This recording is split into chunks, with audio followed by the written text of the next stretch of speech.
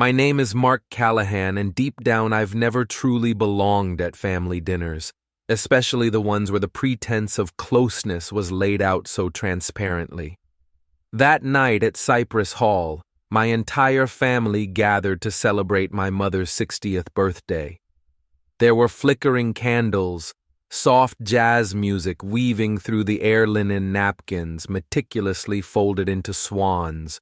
But the undeniable focal point was my sister Delia holding court and effortlessly commanding every eye.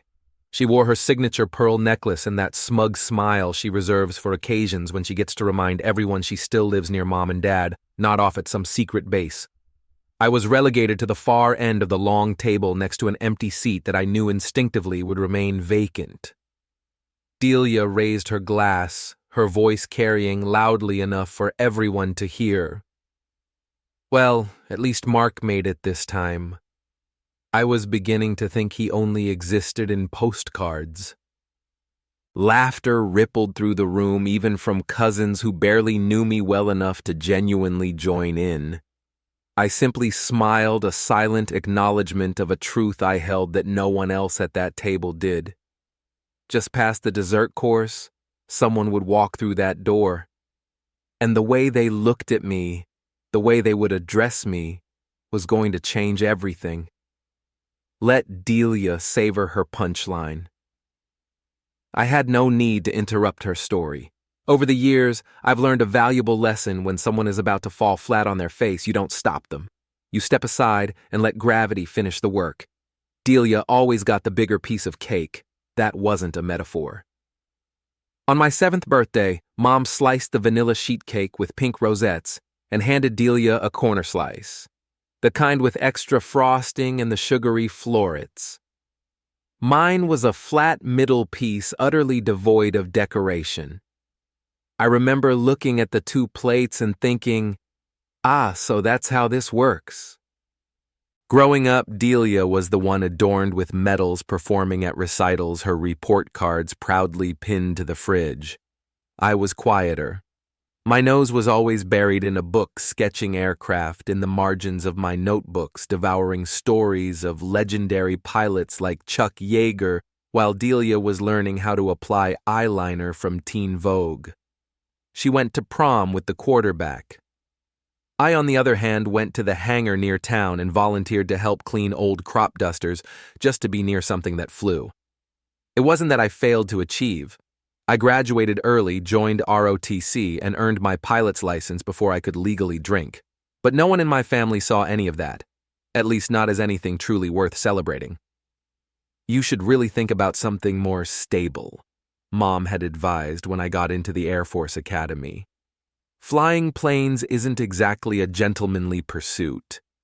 Dad didn't even look up from his paper. Meanwhile, Delia married a local realtor at 22, had her first child by 24, and moved into a freshly painted colonial 2 blocks from her parents. She threw 4th of July barbecues and baby showers. She posted coordinated family photos with captions like, "Grateful for my tribe," and was always the first to comment on her own posts. I came home for Christmas every few years when my schedule permitted. Most times I was overseas, sometimes deployed, sometimes training cadets in remote deserts where the heat rose through your boots and settled in your bones. The last time I brought a framed photo of myself standing in front of a NATO jet shaking hands with a female general. I gave it to my mom. She smiled, uttered a polite, "How nice," and within 10 minutes it had vanished somewhere under a pile of mail. No one ever inquired about what I did or its significance. I learned to stop offering. At dinner, Delia would fill the silence with anecdotes about bake sales and PTA drama, and I would nod, sip my water, and melt into the wallpaper. There was one moment I remember like a fault line. Thanksgiving 5 years ago. I was home on a short break between deployments, still in uniform, because I had no time to change before my flight. Delia looked me up and down and quipped, "You know, Mark, that thing makes you look severe. Are you supposed to intimidate people or just make them think you do?" I simply replied, "It's called command presence." She laughed as if I'd told a joke. What no one saw, what they never bothered to ask, was how much I'd given up to get here. The nights in foreign barracks, the relentless pressure of flight simulations that judged you by milliseconds, the immense weight of making split-second decisions with lives in your hands. I carried it all without complaint because I wasn't doing it for recognition, but I'd be lying if I said I never wanted them to notice just once. So when the invitation for Mom's birthday dinner arrived, gold-embossed, annoyingly formal RSVP required, I said yes. Not because I yearned to be part of the celebration, but because something had shifted within me, a quiet click, like when a cockpit door seals shut. I wasn't coming home. I was coming to close a chapter. The first time I saw someone salute me, I almost turned around thinking they meant it for someone else. It was during officer training and I'd just been promoted to captain. The airman stood tall, eyes forward, hand sharp at his brow. I nodded back, masking the disbelief that bloomed beneath my calm exterior. I'd spent my whole life being overlooked. Suddenly, I was expected to be seen, to be followed. By the time I made lieutenant colonel, I'd grown into the weight of it. Not the pomp, not the titles, but the profound responsibility. I didn't command from ego. I led from the front in flight drills and in hard conversations behind briefing room doors. Pilots under my supervision knew I wasn't the type to bark orders and vanish.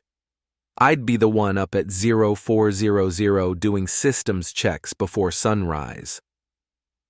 My current assignment was part of a joint training program with NATO preparing elite male pilots for high-altitude tactical operations. It was grueling high stakes and intentionally low profile. I couldn't even disclose the base location to my own family, not that they ever asked. When the program made the cover of Aviation Command Weekly, I didn't send the issue home. I had stopped offering glimpses into my world years ago. After the picture incident at Christmas, the one that disappeared under junk mail, I'd quietly drawn the line. Still, once in a while, the distance stung. Last year, after a particularly rough training cycle, I flew home for a long weekend. Delia hosted a Sunday brunch. She had name cards for every guest. Mine was spelled mirror. When I corrected it gently, she rolled her eyes and said, "Oh, come on. It's not like you're famous." She never once asked what I'd been doing.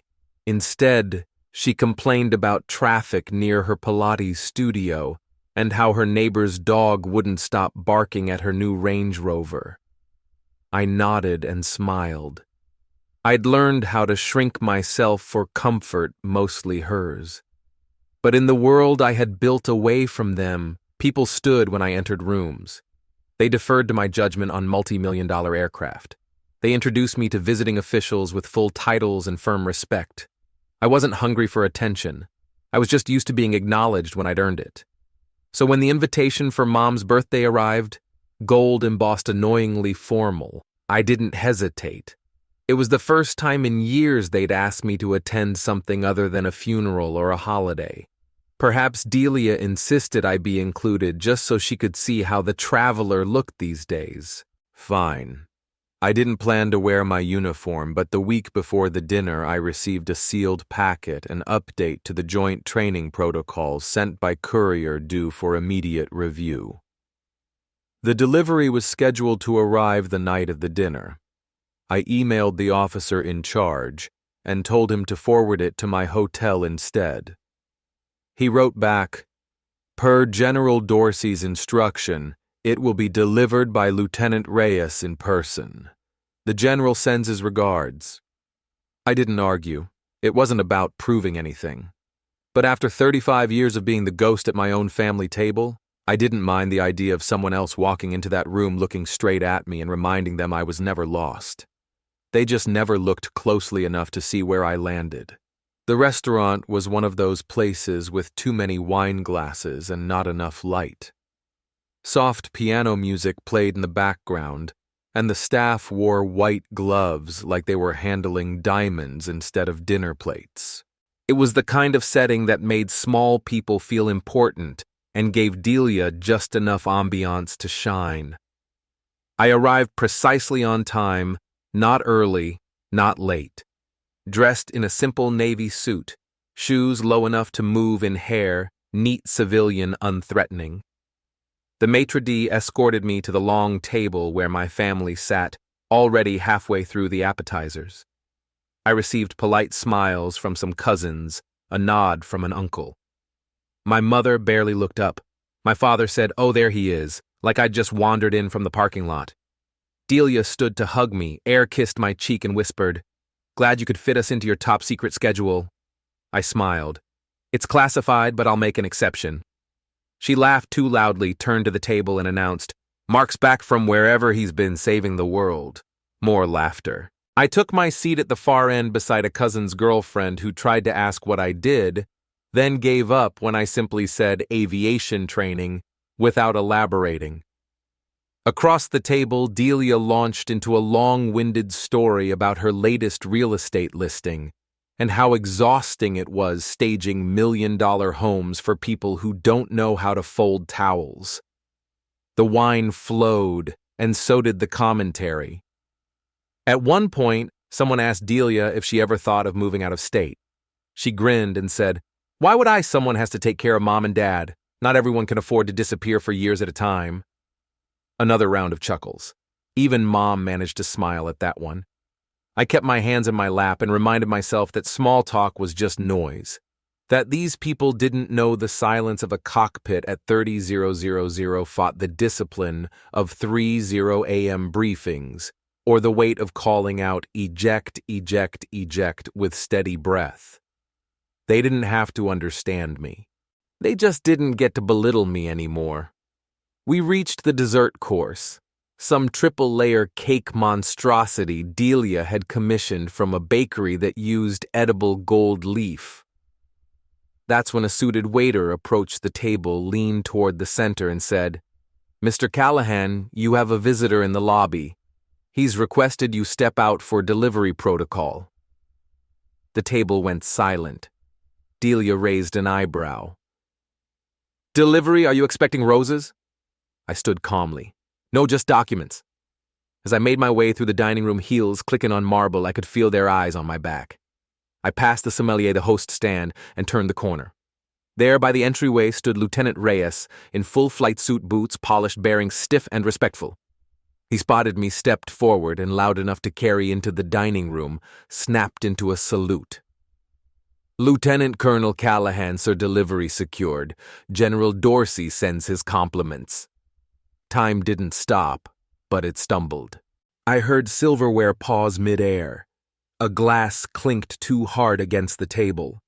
I held the salute a beat longer than necessary, then returned it with crisp precision. "Thank you, Lieutenant. You may stand down." "Yes, sir." He handed me the sealed folder. I thanked him quietly, nodded, and turned, making sure I passed just close enough to the dining room that they'd see his back still straight, still respectful, even as he waited for me to exit first. As I stepped back into the room, Delia's mouth was slightly agape. My mother stared at the folder like it might explode. My father cleared his throat, then reached for his wine. I returned to my seat, slid the envelope into my briefcase, and took a small bite of the overpriced cake. "Sorry for the interruption," I said lightly. "Please go on." But no one did. The room had changed. They just didn't know how to recover, and I didn't offer them a way out. Silence can stretch farther than sound. Back at the table, the air was so thick you could have sliced it with Delia's cake knife. Forks were still held mid-air. My cousin's girlfriend, who had barely looked at me all evening, was suddenly sitting straighter. My mother adjusted her scarf even though it wasn't slipping. My father reached for the wine bottle, realized it was empty, and poured from it anyway. Delia broke first. "Well," she said, forcing a laugh. "That was dramatic. Who even does salutes outside of movies?" Her voice wavered near the end, like even she wasn't sure it was a joke. I didn't answer. I didn't need to. The only people who fumble after a salute like that are the ones who don't know what it means or the ones who do and feel their world tilt just slightly from it. The waiter brought fresh coffee, but no one touched theirs. My uncle asked if I was really a lieutenant colonel. He said it like someone trying out a new word in a foreign language. I nodded, polite but firm. Yes, sir. I've been in service for 16 years. 16 years. That number hung in the air longer than anything else I could have said. Longer than the years Delia spent circling backyards with a realtor badge. Longer than the time I'd spent as a footnote in my own family. Delia lifted her napkin to dab at her lipstick, but her hands trembled just enough for me to see. I just didn't know, she murmured, looking at me. But not really. No one ever said anything. That's because you never asked, I replied gently. That landed harder than I expected. Not because it was sharp, but because it was true. For years she'd asked how I was in the same tone she asked about the weather. Safe, distant, uninterested in the real forecast. She didn't respond. She just looked down and fixed her cutlery. My mother finally broke the silence. Why didn't you tell us about any of this? The training programs, the officer work. We could have sent something. I tilted my head. Like the time you sent flowers when I finished flight school. She blinked, confused.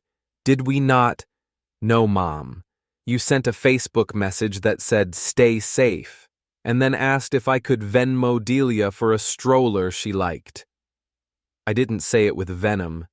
I said it like I was filing a fact, but the effect was the same. Her face paled slightly, her lips pressing into a thin line. Across the table, a cousin whispered something to her date. Another cousin scrolled her phone awkwardly, pretending not to listen. No one reached for dessert seconds. Delia leaned forward, elbows suddenly on the table, her voice clipped. You make it sound like we've ignored you on purpose. You chose to disappear, Mark. You chose this secret life. We had no idea what you were doing. I didn't disappear, I said quietly but firmly. I just stopped chasing people who only saw me when I stood still. That hit something deeper. Maybe a nerve she'd always known was fraying. Maybe a truth she couldn't edit for her version of the story. I stood smoothing my suit. I appreciate the invitation, but I have a debriefing at 0600 tomorrow. I'll leave you to the rest of the celebration. My mother opened her mouth to protest, but nothing came out. As I gathered my things, Lieutenant Reyes, still waiting by the entrance like a statue of precision, caught my eye. I gave a subtle nod. He stepped forward and opened the restaurant door for me, standing at full attention. Every eye in that room followed. Halfway through the doorway, I paused. Not to gloat, not to add one last word, just to exist, to be seen. And I turned back, not to Delia, not to my parents, but to the table as a whole. I serve with people who don't need to understand everything I've done to respect me for doing it. I used to wish that could happen here. I've stopped wishing. Delia didn't say anything. She didn't have to. The room spoke for her. I walked out my steps steady, the door closing behind me with a quiet click that felt more final than slamming it ever would have. The night air outside was cooler than I remembered, clean and bracing. I stood on the curb for a moment, watching as Lieutenant Reyes disappeared into his vehicle. No salute this time, just a nod, a quiet understanding between people who had long stopped needing applause to know their worth. I slid into my rental car and pulled away from the restaurant, slowly leaving the golden lights and heavy tablecloths behind. Inside that room was still recovering from the truth. Out here, I didn't need recovery. I had clarity. I didn't hear from Delia after that night. No text, no call, not even one of her performative social media posts about family forgiveness and fresh starts. Just silence. And honestly, that silence was the most honest thing she'd ever given me. I returned to base the next morning before dawn. The world was still dark as I stepped out onto the tarmac, clipboard in hand, wind sharp against my face. A new rotation of cadets stood in formation, fidgeting slightly, unsure if the cold in their bones was from the weather or the weight of what was expected of them. They straightened when they saw me. Not because I demanded it, but because I'd earned it. No one here cared about how many cousins I had or how often I called my mother. No one asked me why I didn't bring a girlfriend to dinner or why I never posted vacation photos. They cared about my decisions in a storm, about how I held a team together at 40,000 fought, about whether I was someone they could trust with their lives. I used to think I needed my family's approval to feel whole. I don't anymore. Some stories aren't meant to be understood by the people who watched us grow. They're meant to be honored by the ones who saw what we became. Delia will probably tell that night as a funny anecdote someday. How her brother pulled some military stunt and made everything weird. Let her. I'm not here for her applause. I'm here for the sky, the mission, and the silence that finally feels like peace.